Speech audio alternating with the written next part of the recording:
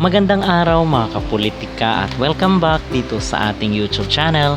Quick update lang po tayo ngayon kay Sofronio Vazquez at yung kanyang mga announcement dito sa kanyang social media account.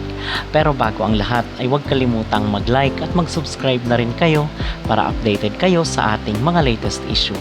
At kasado na nga po ang mga samot-saring concert ni Sofronio Vazquez ngayong susunod na mga linggo. Kasi ngayon ay talagang pahinga mode muna talaga itong si Sofronio Vazquez, but sa mga susunod na araw or susunod na linggo mga kapolitika ay maging busy na po ang ating world champion na si Sofronio Vazquez. And the next days ay uwi muna siya dito sa Pilipinas para maging special guest dito kay Ogie Alcacid sa kanyang concert sa Resorts World. And meron po tayong mga balibalita na baka mag-appear na naman sa It's Showtime itong si Sofronio Vazquez.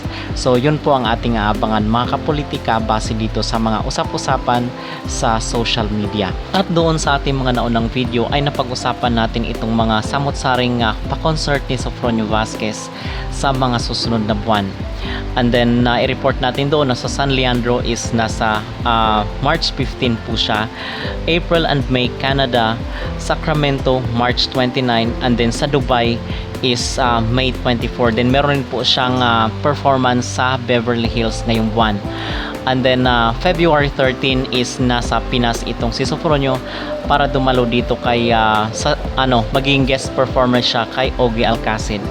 And ngayon naman po ay in-announce ni Sofronio Vazquez na magkakaroon rin po siya ng concert dito sa Town Hall sa New York. Magandang balita ito mga kapolitika kasi aside dito sa mga concert ay may mga pumapasok na rin po na mga sponsor dito sa mga concert ni Sofronio Vazquez sa mga susunod na buwan.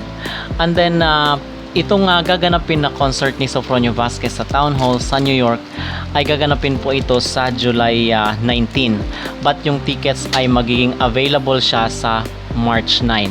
So abang-abang na lang po tayo mga kapolitika. And then itong Town Hall na kung saan gaganapin ang kanyang concert, yung seating capacity niya is nasa 1,500 seats.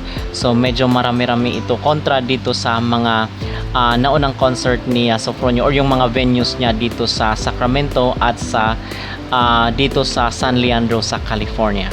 So yun po ang ating update ngayon dito kay Sofronio Vazquez. And then ito po palang maging concert niya sa New York ay with collaboration dito kay Troy Laureta, na kung saan isang Filipino-American na nakabase dito sa Los Angeles, California. Nakatrabaho na rin niya rin po ang sikat na hitmaker na si David Foster at itong mga singers na sila Ariana Grande at marami pang iba. Okay, so abangan po natin ang mga sunod na update dito kay Sofronio Vazquez. Mga kapolitika, ano nyo mag-reaction dito sa magiging concert ni Sofronio Vazquez sa New York sa Town Hall? Excited po ba kayo? Mag-comment down below at huwag kalimutang mag-like at mag-subscribe na rin kayo para updated kayo sa ating mga latest issue.